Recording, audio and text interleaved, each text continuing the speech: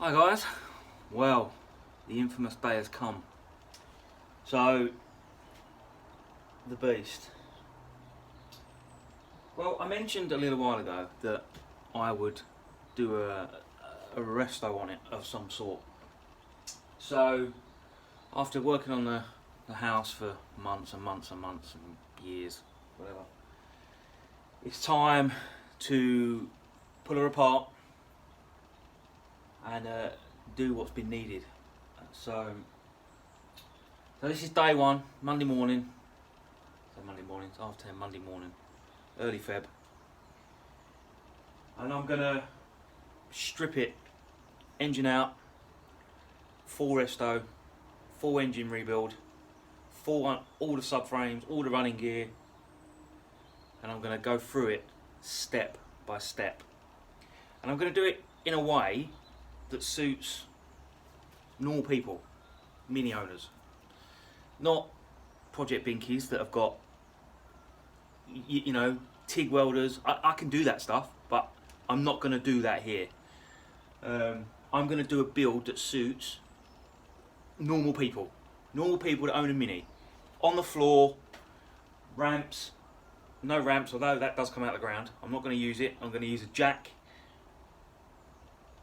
axle stands, rope, all the stuff that you would normally have. I'm going to show you that you don't need to be a master mechanic to rebuild a mini. Okay, now there's some stuff that I've done in there. I've had this since I was in my 20s and now I'm in my early 40s. So there's stuff in there that you'll probably see as we go through the videos that you'll think, what bloody hell's that? Ignore it, it's all coming out, so don't worry about it. I'm going to undo all my early stuff. I need to adjust the firewall. I'm still a bit undecided at what direction I'm kind of going to go with it. Do I go back? It is a Mini 30 as a shell that should have a 1275 engine in it on carbs. At the moment, as you know, some of you may know, it's running a highly modified Metro turbo engine, serious BHP. But the problem with that kind of build is it tends to eat itself alive. It's constantly breaking. It's had reliability issues for a few years now. So hence that's a lot of what's fueling this rebuild. So day one, I've kind of got the workshop ready. I've kind of got power lines ready in the workshop, so for sanders and cutters and whatever. I'm going to take the front off because I put a wet metal front end on it. That's coming back off. Subframes off, engine out, and then I'm going to do a full engine strip down. Gearbox, show you what gearbox it's got. This has got a Quaife straight cut box in it. Full step by step, idiot version of build to show you that you don't need a fucking degree in engineering to rebuild a mini. And I get a lot of questions about, would you build me an engine? Will you do this? Will you, you know, you guys can do this stuff. It's not complicated. It just takes a bit of patience, do a bit of reading, make sure you've got your books. I've got plenty of books that I've read over the years. It's not complicated. It can be a bit fiddly and a little bit frustrating, but fundamentally it's designed. It was designed. This technology was designed for the average person. So that's what we're going to do. So day one, I'm probably part of the strip down. I'm still a bit undecided whether I'm kind of going to stretch it out, Project Brinky style, like, you know, and give something for people to to watch on a Sunday evening. But I don't know yet. I'll try not to speed things up too much. The fundamentals I'm going to show you about what kit you're going to need, grinders, tools, jacks, vices. We'll go through it as if we're starting from the beginning. So imagine this is a rusty old bucket that's been sitting out on your drive for 10 years. We're going to start from the beginning. I'm going to go through all the floor pans, door cards. Mine's getting a bit pimply down the side now, so we're going to do all that. Front off, screens out, show you how to do all the beads around the screens, steering column, and then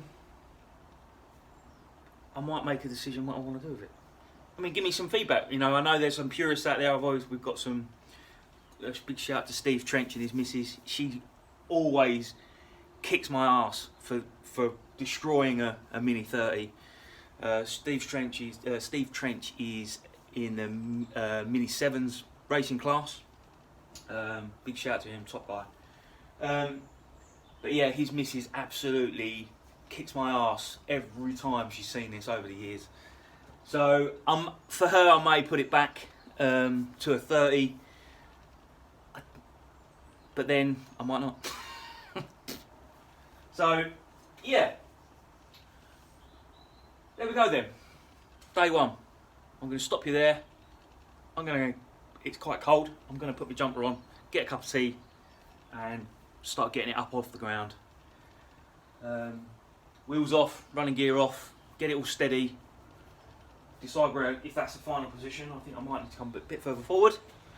And then give me your questions. What do you want to do? What do you want to see? What kind of bits are important to you? Is it the bodywork? Is it the engine? Is it the running gear? Give me feedback. What is it you want to see? And I will, the people that jump out the most and the most reoccurring questions I'll get into. Could it be tooling? What benches do I use? What welders do I use? What cutters do I use? I've got it all here. Everything I need is in here. I will be fabricating the roll cage a little bit. So we're going to be using the new kit, like the notcher and stuff for the roll cage. We're going to be building all that stuff. Literally step one, right through to the end. This could take a year. It could take 2 years. Who knows? It could take 6 weeks. I'm going to go through everything. There's stuff I want to move. We're going to look at cooling, because this is a turbo unit. We may look at cooling. There will be a break in doing this, because I'm going to at some point swap this over, because I'm doing a buggy. Underneath that cover there's a motorbike engine that I'm going to be putting in a buggy. I'm not going to do that to this. This doesn't deserve that kind of build. But I'm going to build some sort of high powered drifter type thing. So it might take a little bit longer, but we'll work it out as we go along. Anyway guys, day one, as promised, February 2020. Let's see how we get on.